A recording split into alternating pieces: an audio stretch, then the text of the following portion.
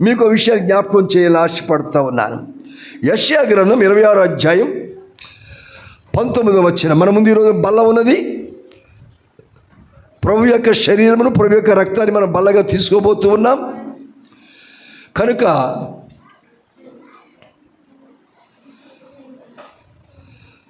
పరిశుద్ధముగా మన హృదయాలు మలుచుకుందాం. ఆత్మీయ వాతావరణానికి వద్దాం. ఎండ వాతావరణంలో నుంచి, ఉక్కపోత వాతావరణం నుంచి, మీరు ప్రయాణం చేసి వచ్చారు, దాహం వేస్తున్న వాతావరణం నుంచి, ఆకలి వేసి టైం అవుతుంది, ఆ వాతావరణం నుంచి కూడా బయటకు వచ్చేసి కేవలము ఆత్మీయమైన వాతావరణంలోనే ఉందాం. మిగిలే వాతావరణం వద్దు మనకి. కొద్దిసేపు వాక్యంలో ఉందాం. యెషయా గ్రంథం 26వ అధ్యాయం 19వ వచనం. మృతులైన నీ వారు బ్రతుకుదురు, నా వారి శవములు సజీవులగును అని చెప్పి చూస్తున్నాం. దేవునికి మహిమ కలుగును గాక. మృతులైన నీ వారు బ్రతుకుదురు. ఎవరంటే వారు మృతులయ్యారు. మృతులవడం అంటే చనిపోయినటువంటి వారు. చనిపోయినటువంటి వారు ఏం చేయబడతారంట? తిరిగి బ్రతుకుతారు. ఇది ఎక్కడ సాధ్యమైందంటే బైబిల్కే సాధ్యమైంది. ఇది ఎవరికి సాధ్యమైందంటే బైబిల్ దేవుడికే సాధ్యమైంది. ఇది ఎవరు సాధించారు అంటే బైబిల్ దేవుడే దీన్ని సాధ్యపరిచారు. చెప్పకూడదు ఒకసారి. దేవునికి మహిమ కలుగును గాక. ఇది అందుకే బైబిల్ గ్రంథాన్ని ఏమన్నారంటే ఒకటి పరిశుద్ధ గ్రంథము అన్నారు. ఏంటంట? పరిశుద్ధ గ్రంథము అన్నారు. దీనికి మరొక పేరేంటంటే జీవ గ్రంథము, బుక్ ఆఫ్ లైఫ్. ఇది జీవ గ్రంథము. కారణం ఏంటి? బ్రతికి ఉన్నవారు గ్రంథం కాదు ఇది. చనిపోయిన వారు తిరిగి బ్రతికించే గ్రంథం ఇది. ఇది బ్రతికి ఉన్నవారి కొరకు కాదు. ఇది ఎవరి కొరకంట? చనిపోయిన వారు తిరిగి బ్రతికించే గ్రంథం ఇది. చనిపోయిన వారు తిరిగి పునరుత్థానం చెందించే గ్రంథం ఇది. ఈ గ్రంథంలో ఉన్న శక్తి ఏం శక్తి అయ్యి అంటే చనిపోయిన ప్రతి ఒక్కరిని బ్రతికించేస్తుంది. ఇది దేవునికి స్తోత్రం, హల్లెలూయా. నమ్మి చనిపోతే బ్రతికించేస్తుంది ఈ గ్రంథం. విశ్వసించి చనిపోతే ఈ గ్రంథం తిరిగి బ్రతికించేస్తుంది. మనం యేసు ప్రభు కంటే ముందుగానే కొంతమంది అలా బ్రతకడం చూచాం. మనం చనిపోయి పాడి మీద పెట్టిన బిడ్డను కూడా దేవుడు యేసు ప్రభు తాకి లెమ్మంటే లేచి, యేసు ప్రభు కూడా లాజరు బ్రతికిరా అంటే బ్రతికొచ్చేసాడు. చనిపోయిన లాజరు తిరిగి బ్రతికొచ్చాడు. తర్వాత ఐతుకు అనేటువంటి యవనస్తుడు అపోస్తలుడైన పౌలు గారు ప్రసంగిస్తూ ఉంటే 3వ అంతస్తు కిటికీలోంచి జారి కింద పడిపోతాడు, చనిపోతాడు.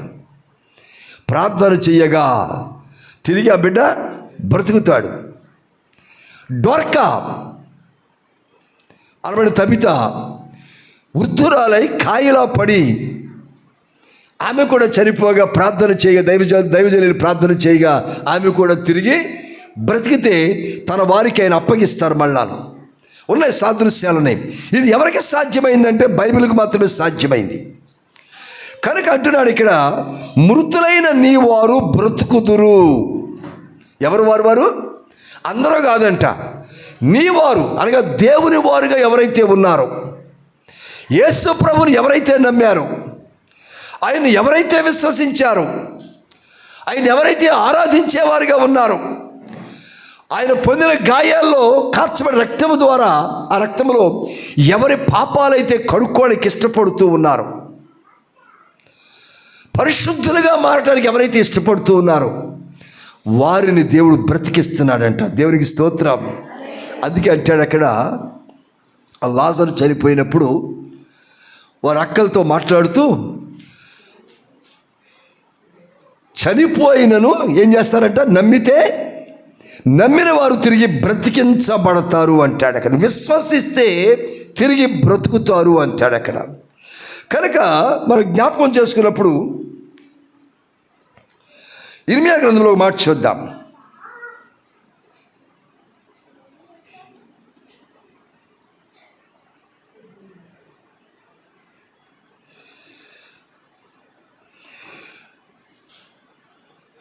ఇర్మీయా గ్రంథం 17వ అధ్యాయము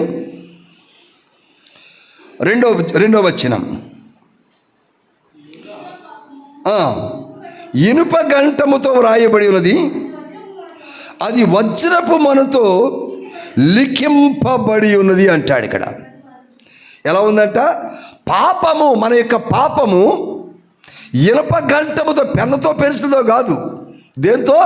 ఇనప గంటముతో. అంటే ఇక్కడ ఆ గంటముతో ఇనప ముళ్ళుతో రాసేవనుకోండి గాజు మీద, అక్కడ అక్షరాలు ముద్ర పడతాయి. రాతి మీద దాంతో రాసామనుకోండి, అక్షరాలు అక్కడ రాతి మీద చెక్కబడతాయి.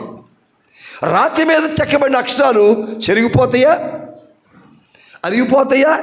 ఎన్ని సంవత్సరాలు అలాగే ఉంటాయి. అంటే మన పాపము ఏం చేసినా చెరగనటువంటి పాపముగా ఉన్నదట. మన పాపము ఏం చేసినా సరే, దేంతో రుద్దినా, ఎన్ని సబ్బులేసినా, ఎన్ని సర్ఫలు వాడినా, ఇదే ఇర్మీయా గ్రంథంలో అంటాడు, లవణములతో, యాసిడ్స్తో, ఆమ్లములతో కడుక్కున్నామంట మనము, కానీ మన పాపము తొలగిపోవటం లేదు. కారణం ఏంటంటే మన పాపం యొక్క ముద్ర అంత స్ట్రాంగ్గా పడిపోయింది మన మీద. అటువంటి పాపం చేసేటువంటి వారుగా మనం ఉంటున్నాం. అయితే యేసుక్రీస్తు ప్రభువారు చేసిన గొప్ప త్యాగమును బట్టి మనకేం కలుగుతుంది? మనం నమ్మితే, విశ్వసిస్తే ఆ ప్రతి పాపము నుంచి కూడా ఆయన విడుదల ఇచ్చుచున్న దేవుడు. ఆయన దేవునికి స్తోత్రం, హల్లెలూయా. కనుక గమనించాలి ఇక్కడ మనము ప్రియులారా, ఈ గెలిచినటువంటి స్థితిని జ్ఞాపకం చేసుకున్నప్పుడు మనం ఏం చేస్తున్నామో తెలుసా? లూకా సువార్త 24వ అధ్యాయము 5వ వచనం గమనిస్తే,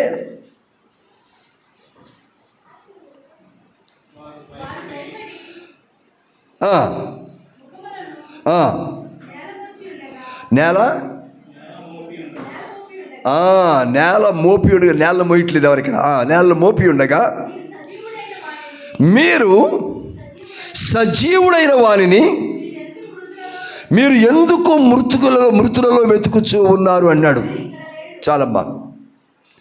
సజీవుడైన వారిని అనగా యేసు చనిపోయి తిరిగి బ్రతికి సజీవుడిగా ఉంటే, ఆ సజీవుడు అంటే మనం ఎక్కడ వెతుకుతున్నాము?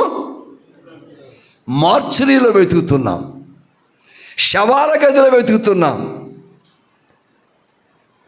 సమాధుల తోటలో వెతుకుతున్నాం. సమాధుల్లో వెతుకుతున్నటువంటి వారుగా మనం ఉంటున్నాం. గమనించాలి, యేసు ఎక్కడ ఉంటారు అంటే బ్రతికిన వారిలో ఉంటాడు ఆయన. దేవునికి స్తోత్రం చెబుదాం. ఎక్కడ ఉంటాడు ఆయన? ఎందుకంటే నేనే జీవమును అంటున్నాడు ఆయన. నేనే జీవమును అంటున్నాడు. చూస్తాను, మీకు ఆవచ్చి కూడా చూపిస్తాను మీకు నేను. కనుక నేనే జీవం అన్నప్పుడు ఎక్కడుంటాడు? జీవము ఎక్కడ, జీవం ఉంటే అక్కడ ఉంటాడు. మనం ఎలా ఉన్నామంటే పాపముల చేతను, అపరాధముల చేతను ఎలా ఉన్నామంట? ఎఫ్ఎస్సీ రాసిన పత్రిక 2వ అధ్యాయం 1వ వచనం. ఎఫ్ఎస్సీ రాసిన పత్రిక 2వ అధ్యాయం 1వ వచనం. మన పరిస్థితి ఏంటో చూద్దాం ఒకసారి.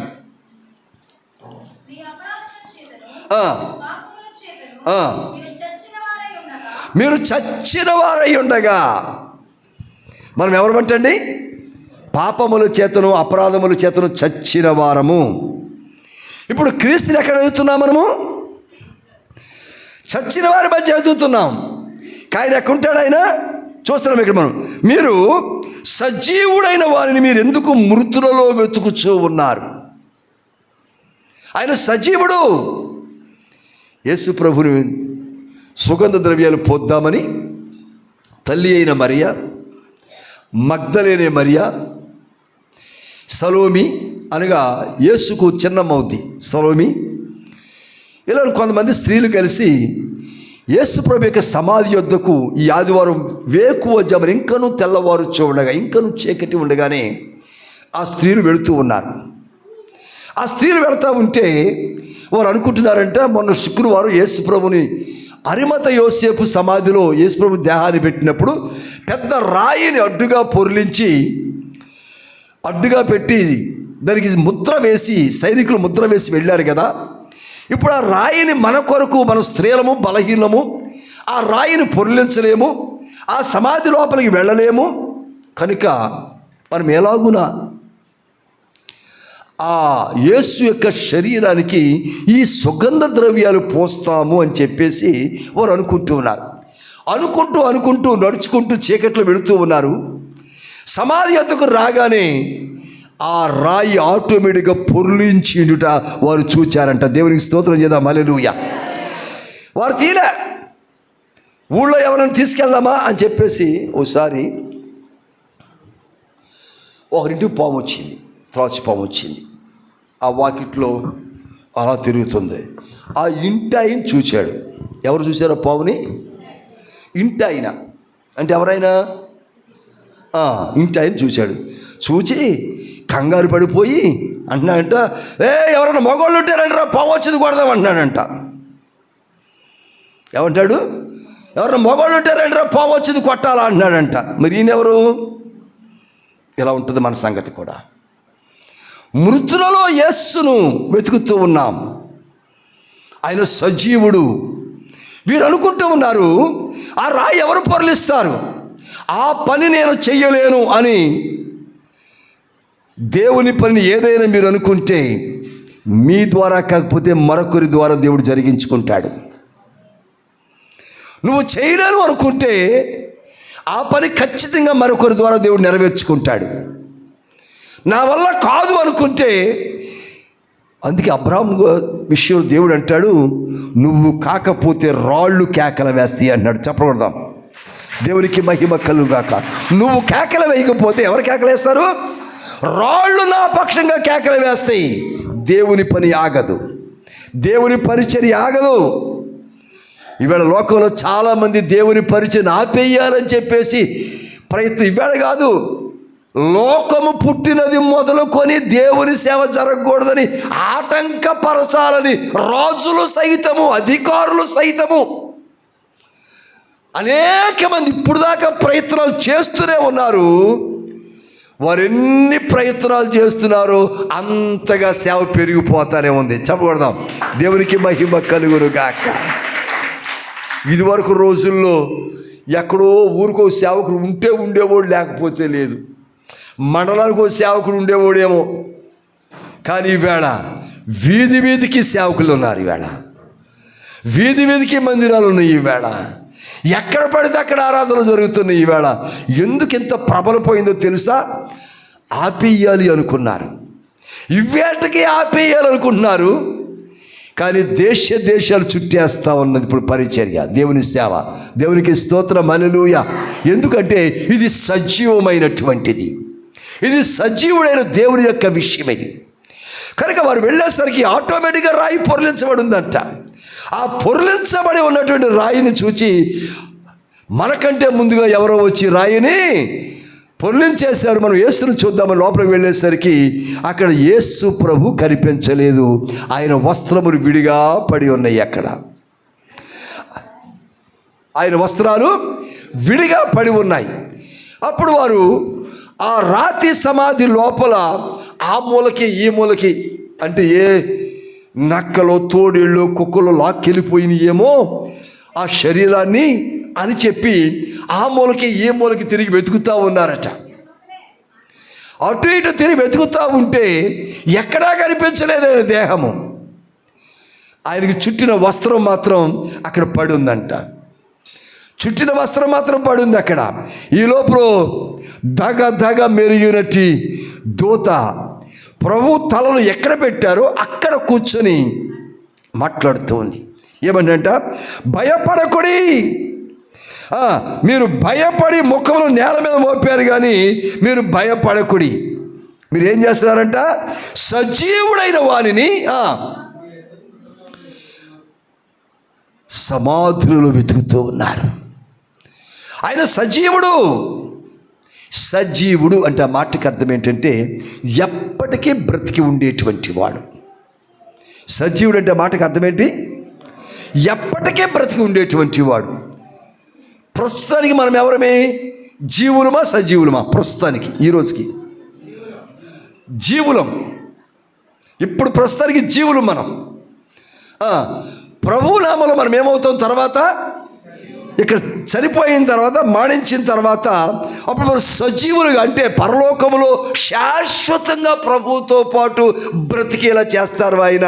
అది సజీవమైన స్థితి. అంటే ఆ సజీవమైనటువంటి స్థితికి చేరుకోవటానికి, మనల్ని సజీవులుగా చేయటానికి ఆయన సజీవుడయ్యాడు. దేవునికి స్తోత్రం, హల్లెలూయా. అయితే ప్రభువును మనం ఎప్పుడు ఎక్కడ వెతుకుతున్నామంటే మృతులలో వెతుకుతున్నామంట మనము. మీరు చాలాసార్లు ప్రార్థన చేసుకుంటూ ఉంటారు, ఆయా విషయాల కొరకు ప్రార్థన చేస్తారు. సహజంగా ఏ విషయాల కొరకు ప్రార్థన చేస్తారు? మీరు ఎప్పుడైనా ఎప్పుడో తప్పుజారి ప్రార్థన చేసుకుంటూ అడుగుతున్నాను నేను. తప్పుజారి ప్రార్థన చేసుకుంటే అప్పుడు ఏమని ప్రార్థన చేస్తారు చెప్పండి? తప్పుజారి ప్రార్థన చేయడం ఏమర్థమైంది మీకు? ప్రార్థన చేసుకునే అలవాటు మనకు లేదు. చేసుకో, ఏ కడుపు నొప్పి వచ్చో, పిల్లడికి బాగోపోతేనో అప్పుడు చేస్తాం ఇంకా ప్రార్థన. అప్పుడు తప్పదు ఇంకా ప్రార్థన చేయాలా కనుక అప్పుడు ప్రార్థన చేస్తాం. అప్పుడు ఏమని ప్రార్థన చేస్తాం? పిల్ల కడుపులో నొప్పి వచ్చి విలవిల్లాడిపోతుంది, ప్రభు తగ్గించు, ప్రభు తొందర తగ్గించు ప్రభు. ఎంతసేపు ఏంటి ప్రభు, పిల్ల తట్టుకోలేకపోతుంది, ఆ పిల్లని చూసి నాకు ప్రాణం దొరికిపోతుంది ప్రభు, తొందర రా ప్రభు. ఇది ప్రార్థన చేస్తాం మనం. మనకి ఏ కష్టం వచ్చిందో కష్టాన్ని బట్టి ప్రార్థన చేస్తాం. అంతమించి ఇంకేమైనా చేస్తున్నామా ప్రార్థన అంటే? అర్జెంటుగా మళ్ళీ ఏదో తొందరపాటు ఉన్నట్టు, మళ్ళీ అర్జెంట్ మనం అమెరికా వెళ్ళిపోవాలన్నట్టుగా ఆమెన్ అని లేచిపోయి చూస్తాం, మళ్ళీ అయిందా లేదని చెప్పేసి. ప్రార్థన చేశాక జవాబు వచ్చిందా లేదా వెంటనే కళ్ళు తెరిచి చూసేస్తామని. దేవుడు జవాబు ఇచ్చే వరకు ఆగం మనం. దేవుడు సమాధానం ఇచ్చే వరకు ఆగం. అంత ఆతృత మనకి, అంత తొందర. అంటే ప్రభువుని ఎక్కడ వెతికాం మనము?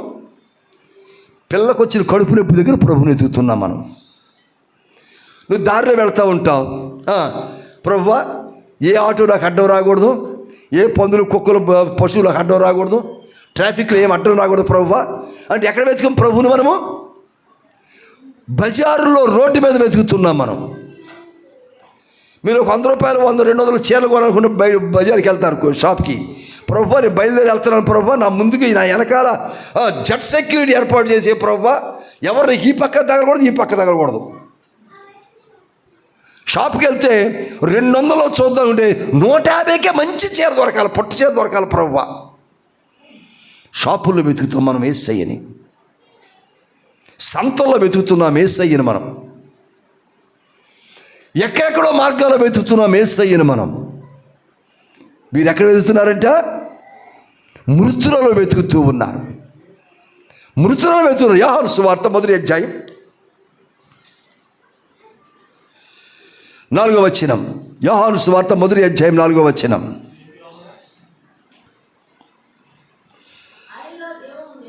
ఆయనలో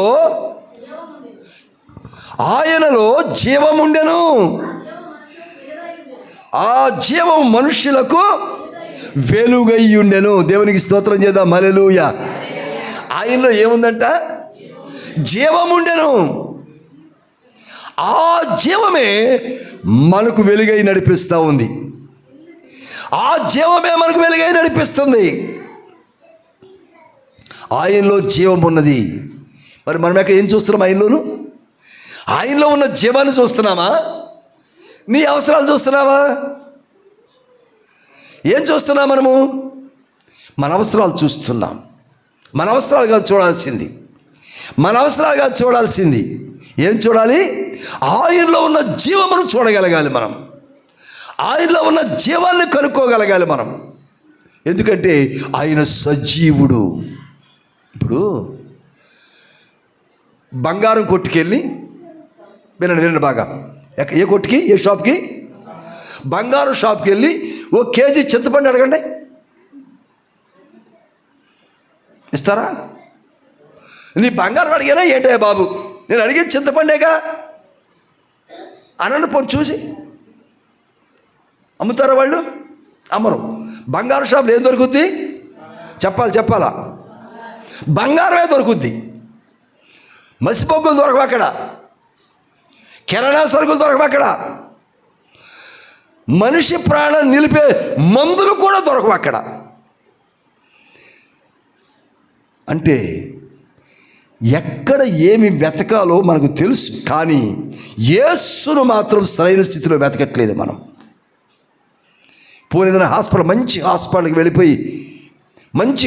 వెళ్ళిపోయి ఏమండి మా అమ్మాయి పెళ్ళి ఉందండి, ఓ 50,000 రూపాయలు 2 మంచి పట్టు చీరలు ఎవరా అని నువ్వు హాస్పిటల్కి వెళ్ళి అడుగుతారా? మీరు వెళ్ళి పోనీ అడిగితే మాత్రం ఇస్తారా వాళ్ళు?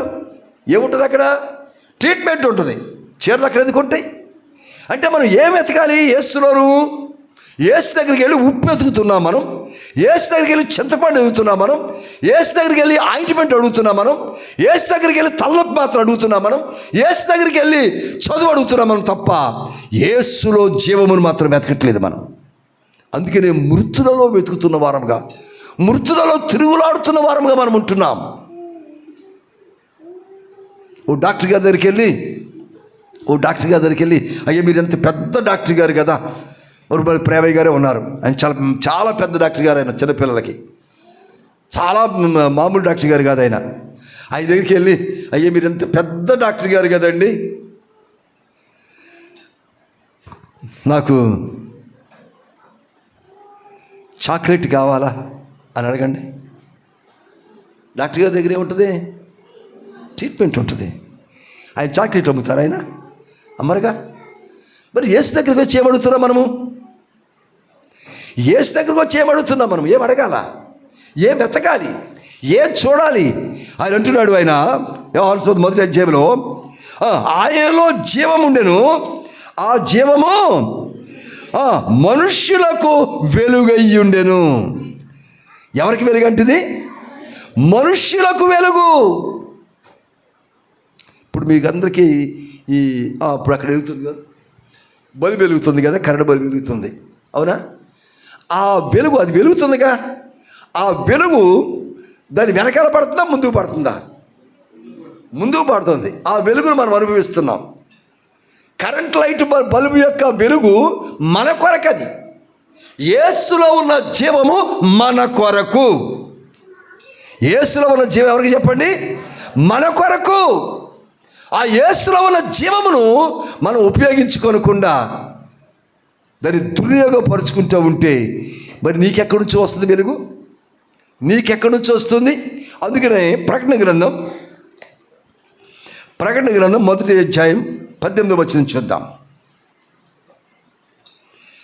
ప్రకటన గ్రంథం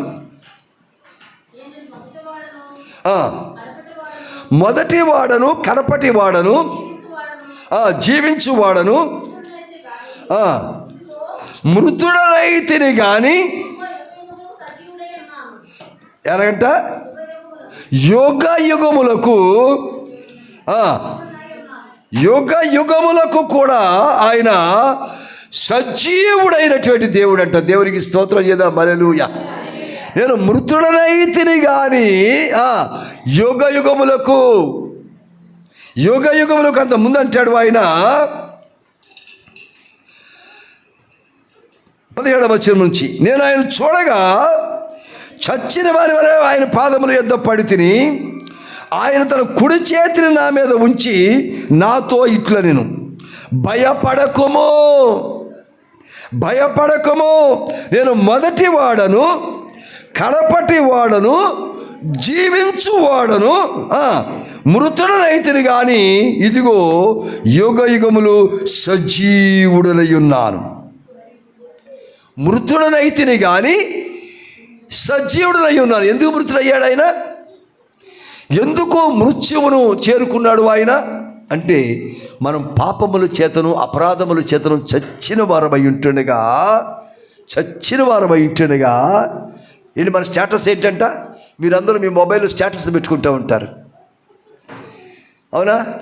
ఎంత గొప్పగా పెట్టుకుంటారో మీరు స్టేటస్లు. చాలా గొప్పగా పెట్టుకుంటారు, చాలా సంతోషంగా ఉన్నట్టు పెడతారు, చాలా ఆనందంగా ఉన్నట్టు పెడతారు. కానీ స్టేటస్ ఏంటంట? చెప్పాలి స్టేటస్ ఏంటి? మృత్యువు. చనిపోయిన వారం మనం దాన్ని కప్పెట్టేసుకొని, కనపడకుండా మేకప్ కొట్టేసుకొని చాలా గొప్పగా స్టేటస్ని పెట్టుకుంటున్నాం మనం. ఆ స్టేటస్ దేనికి పనిచేస్తుంది నీకు? ఆ స్టేటస్ కాదు.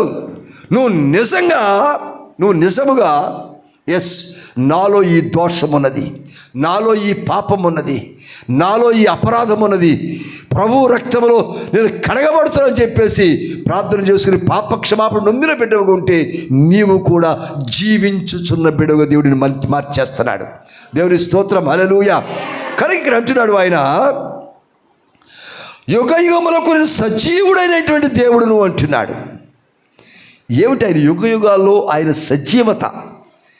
ఆ సజీవత ఏమిటి అని ఒకటి రెండు విషయాలు మీ ముందు ఉంచాను. మనం బలను చేరే ముందుగా ఒకటి రెండు విషయాలు మీ ముందు ఉంచుతాను నేను. యోహాను సువార్త 4వ అధ్యాయం, యోహాను సువార్త 4వ అధ్యాయం 14వ వచనం చూద్దాం.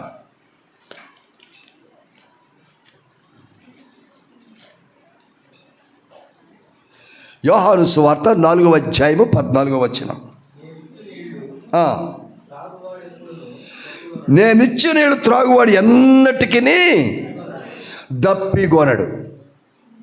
నేనిచ్చి నీళ్ళు త్రాగువాడు ఎన్నటికీ దప్పిగొనడు. ఏమిటవి? ఏమిస్తున్నాడంట? ఎన్నటికీ.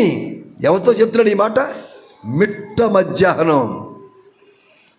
మధ్యాహ్నం బహు ఎండలో నీళ్ల కొరకు కుండ తీసుకొని ఊరు గ్రామం నుంచి నీళ్ల బావి యొద్దకు వచ్చినటువంటి సమరయ స్త్రీతో ప్రభు చెప్తున్నారు, నేనిచ్చు నీళ్లు త్రాగువాడు ఎన్నటికీ దప్పికొనడు అని చెప్పేసి. ఎందుకని మరి ఎన్నటికీ దప్పికొనడు? ఏముందంట దాంట్లోనూ?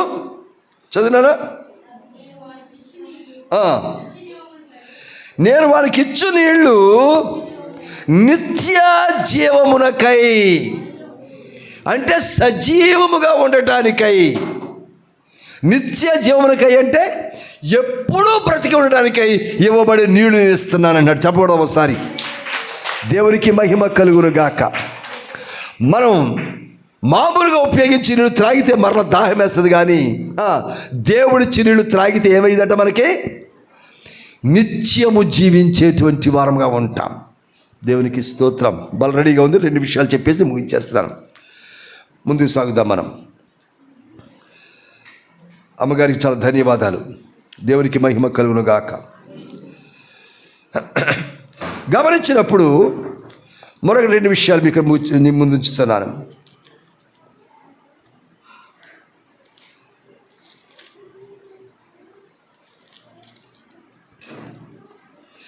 యోహాను సువార్తలోని 6వ అధ్యాయం 51వ వచనం చూద్దాం. ఇప్పుడు నీళ్లు చూచాము.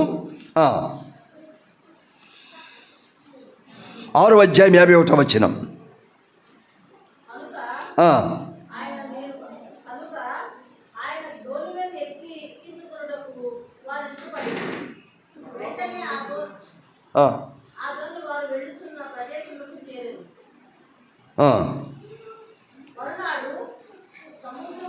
ఆరో అధ్యాయమేనమ్మా, 51వ వచనమేనా?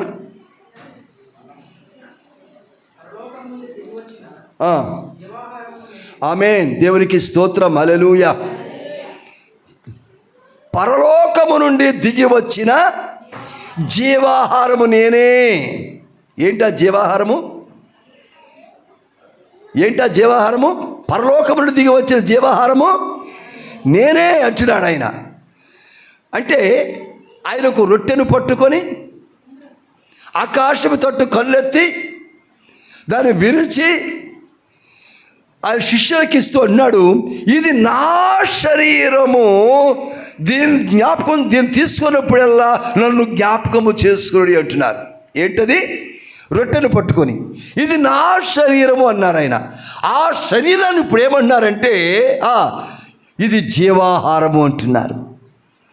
ఆనాడు ఇశ్రాయేలు అడవి మార్గంలో వచ్చి ఉండగా మన్నా అనే పరలోకపు దేవదూతల యొక్క ఆహారం అక్కడ వారికి ఇవ్వబడితే అది మన్నా, పరలోకపు జీవాహారము. దానికి సాదృశ్యంగా యేసుప్రభు ఏం చేస్తారు? ఆయన శరీరాన్ని రొట్టె రూపంలో మనకి ఏమనిస్తున్నారు ఆయన? ఏంటంటది? జీవాహారము. అంటే నీళ్లు నిత్య జీవమునకే ఇచ్చాడు ఆయన. ఇప్పుడు రొట్టెను జీవాహారంగా ఇస్తున్నాడు ఆయన. మరొక మనం మీకు జ్ఞాపకం చేస్తున్నాను. 14 యోహాను సువార్త 14వ అధ్యాయం 6వ వచనం.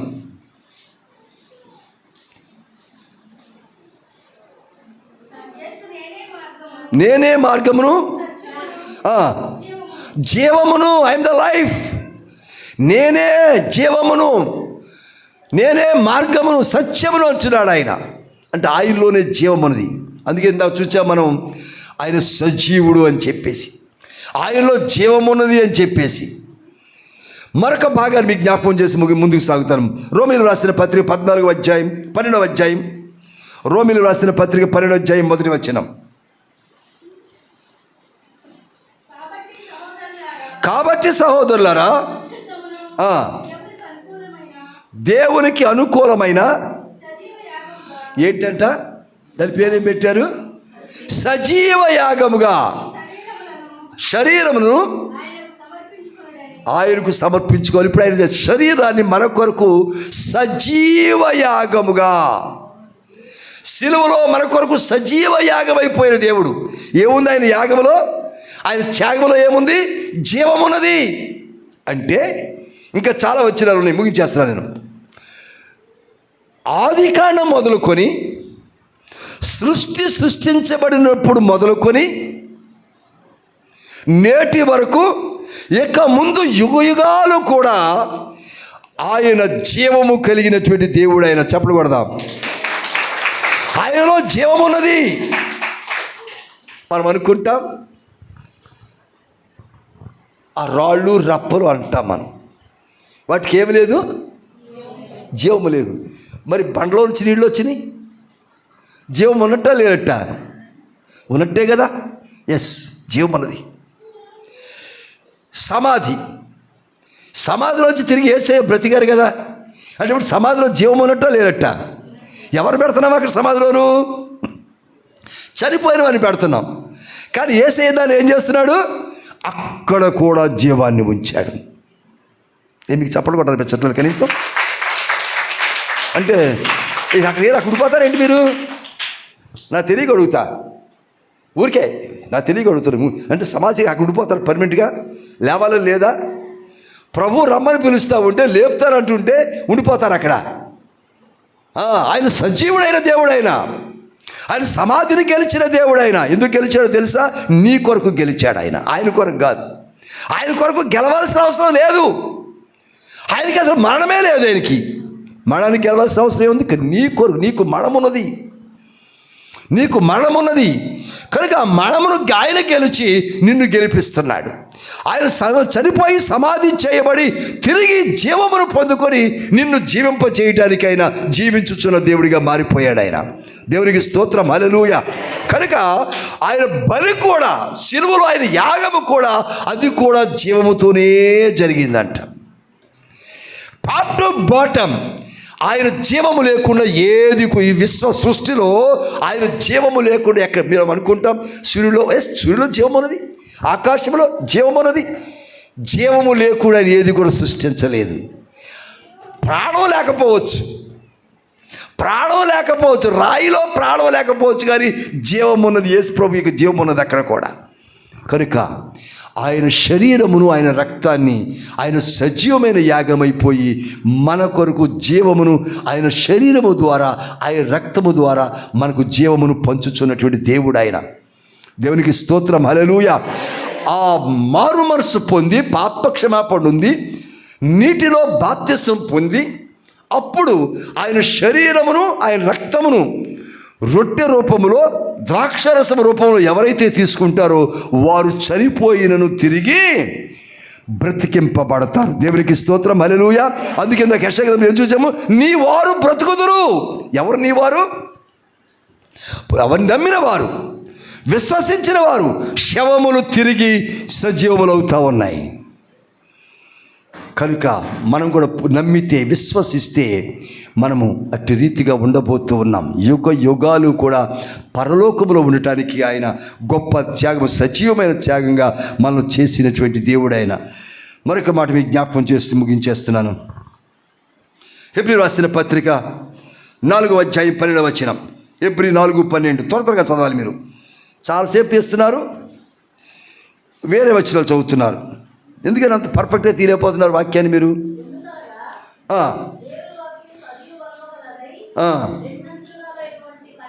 Wear is your Bible? You not at all attending. Why what happened? యార్ స్టూడెంట్స్ అండ్ కిడ్స్ యార్.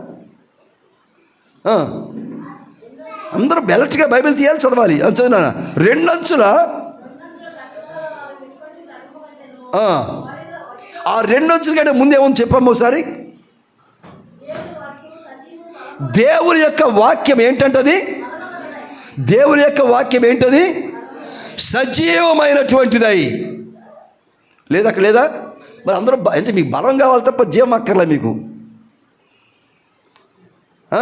ఈ లోకం బలం కావాలి తప్ప జీవం అక్కర్లేదా? ఉందా లేదా అక్కడ? ఈ వాక్యం ఎటువంటిదంట? సజీవమైన వాక్యము. ఏదో వాక్యము?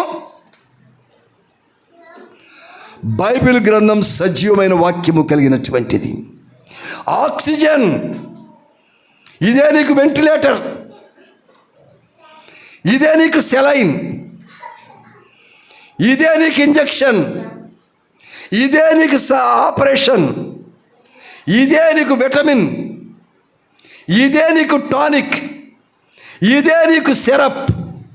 ఇక్కడి నుంచే నీ రోగం కుదర్చబడుతుంది. ఇక్కడి నుంచే నీకు మృతమైపోయిన సరే జీవం వస్తుంది. ఇక్కడి నుంచే నువ్వు సజీవంగా మలచబడుతున్నావు. ఇక్కడి నుంచే పరలోకాన్ని చేరుకోబోతూ ఉన్నావు. ఆమేన్. కనుక ఆయన వాక్యము కూడా ఏం వాక్యం అంట?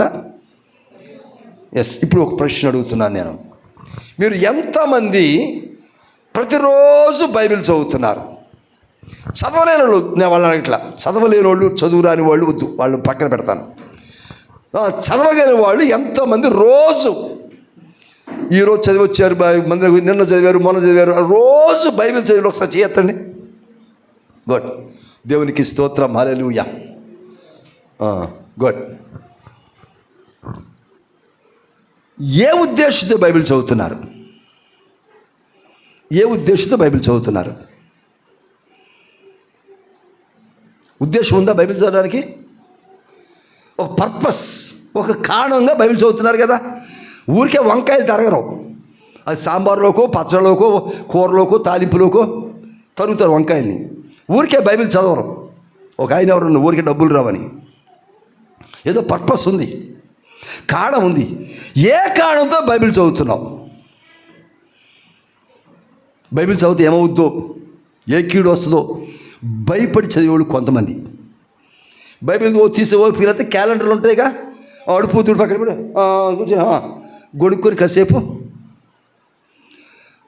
లేకపోతే కొంతమంది తల కింద పెట్టుకుంటారు, తల పక్కన తల కింద పెట్టుకుంటారు. రాత్రి దయ్యాలు పడతాయి మీద, దయ్యాలు గాలి మీద పడుతుందని అవి పడకుండా కోసం తల పక్కన పెట్టుకుంటారు కొంతమంది, తల కింద పెట్టుకునే కొంతమంది. ఇంకా కొంతమంది కొంచెం పెద్ద దయ్యాలు పడతా ఉంటే గుండెల మీద పెట్టుకు, గుండె వచ్చిందనుకోండి గుండెల మీద పెట్టుకుంటారు.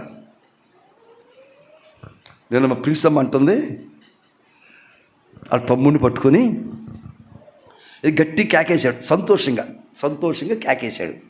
అంటదే, తమ్ముడు నాకు గుండె తేడా వస్తుందిరా, అంత గట్టిగా అరవకు. అంత గట్టిగా అరిసి ఏమొస్తుందంటే ఆవిడికి గుండె తేడా వస్తుంది అంటుంది. నిన్న ఈ గుండె తేడా అంటే ఏమర్థం అయింది అనుకున్నాను నేను. ఈ గుండె తేడా వస్తుందని చాలామంది బైబిల్ మీద తెచ్చుకుని పోడుకుంటారు. ఆ పర్పస్గా బైబిల్ ఇది. ఏ ఉద్దేశంతో బైబిల్ చదువుతున్నావు నీవు? వాక్యం అంటే ఏంటంట? సజీవమైనటువంటిది. నీకు అవసరమైన జీవము అందులో దొరుకుద్ది. నీ శరీరం చచ్చుబడిపోతూ ఉంటుంది, నీ మనసు చచ్చుబడిపోతూ ఉంటుంది. ఎందుకంటే రకరకాల బాధలు ఉన్నాయి నీకు. ఒక రకం బాధ కాదండి. అబ్బో, నీ తల్లో ఎన్ని వెంట్రుకలు ఉన్నాయో అన్ని బాధలు ఉన్నాయి నీకు. నీకు చేతనైతే లెక్కెట్టుకో ఒకసారి, అన్ని ఉన్నాయి నీకు బాధలు. వాటితో చచ్చుబడిపోయావు. నీకు చాలాసార్లు ఆలోచన రావట్లేదు, చాలాసార్లు నిద్ర పట్టలేదు, చాలాసార్లు చేతులు అడుగుపోయినాయి, చాలాసార్లు కాళ్ళు చేతులు ఆడటం లేదు. కారణం ఏంటి? బాధల చేత అడగదొక్కబడుతూ ఉన్నావు. అదే పరిస్థితిలో నీ సజీవము కొరకు వాక్యాన్ని చదువు. అదేంటంట? సజీవమైనటువంటిదై, బలము గలదై, 2 అంచుల వాడగలిగి, ఎటువంటి దానినైనా విభజించగలిగి, నీలో పాతుకుపోయిన పాపాన్ని సైతము చెక్కేస్తుంది. ఒకవేళ 100 సంవత్సరాల నుంచి త్రాగుడు అలవాటు ఉందనుకోండి, ఇక అది పడపోద్ది, నరాలు లాగేస్తాయి, గంటకి పడతా ఉండాలా. అటువంటి వాడు కూడా జీవమును వెతుకుంటూ వాక్యం చదువుతుంటే ఆ ఖడ్గం వెళ్ళి ఆ ఆలోచన, ఆ వ్యసనాన్ని ఆ గుండె నుంచి వేరు చేసేసి వాడు బ్రతుకున్నట్లుగా వాక్యం జరిగేస్తుంది. చెప్పకూడదాం. అందుకే ఇది సజీవమైనటువంటిదై వాక్యం చదివిన విన ఏం వెతకాలి? మన వాక్యంలోనూ దీనిలో ఉన్న జీవాన్ని వెతకాల. ఆ జీవాన్ని వెతకుండా మనం చాలాసార్లు ఏం చేస్తూ ఉంటామంటే వేరే కారణాలు వెతుక్కొని అది నాకు అక్కడ ఆన్సర్ వచ్చిందా లేదా, నా ప్రశ్న ఇక్కడ జవాబు వచ్చిందా లేదా. చిలక దగ్గర కూడా ప్రశ్నలు వస్తాయి, జ్యోతిష్కం దగ్గర కూడా ప్రశ్నలు వస్తాయి. దానికి దీనికి సంబంధం ఉందా అసలు? కనుక నీకు జీవముకైన వాక్యం ఇది. దేవుడిచ్చే నీడలో జీవం ఉన్నది, ఆయన శరీరంలో జీవాహారం జీవమన్నది, ద్రాక్షారసంలో జీవమన్నది, వాక్యములో జీవమన్నది, ఆయన పలుకులో జీవమన్నది, ఆయన సృష్టిలో జీవమన్నది, ఆయనలోనే జీవమన్నది. మరి జీవం లేనిది ఎక్కడ? మనలో లేదు జీవం. ఆ జీవం కొరకై ఆతృత పడదాం, ఆ జీవం కొరకై త్వరపడదాం, తృష్ణ కలిగి ఉందాం. మోకరించి ప్రభువా, ఇప్పుడు ఈ శరీరం తీసుకోబోతున్నానయ్యా, నీ పునరుత్థాన దినమందు నీవు ఏ జీవముతో నింపబడి తిరిగి సజీవుడిగా లేచావు, ఆ సజీవనంతో ఉన్నటువంటి ఆ శక్తిని, బలాన్ని ఈ రోజు నీ బలలో చేయి పెట్టాన్ని బట్టి నాకు దయచేయి ప్రభువా. ఆ శక్తిని నేను పొందుకోవాలా, నేను కూడా సజీవునిగా లేపబడాలి. ఇప్పుడు తెరాన్న నీ రాకడ సమయంలో, నీ రాకడ నేను లేపబడాలి, నా సమాధి తెరబడాలి, ఆటోమేటిక్గా తెరవబడాలి, నేను జీవంతో లేపబడాలి, నిన్ను హత్తుకోవాలి, నిన్ను వివాహం చేసుకోవాలి, నీతో పాటు పరలోక రాజ్యంలో ఉండాలి ప్రభువా. అందుకే ఈ రోజున జరుగుతున్నటువంటి ఆ బలలో నేను చేయి పెడుతూ ఉండగా నీలో ఉన్న జీవము కలిగినటువంటి, సమాధిని గెలిచినటువంటి, మృత్యువును చావును గెలిచిన ఆ శక్తి నాకు కావాలి ప్రభువా అని మోకరించి చిన్న ప్రార్థన చేసుకుందాం. బలంలోకి పెడదాం మనం. గ్లోరీ, హల్లెలూయా. దయచేసి త్వరగా స్తోత్రం.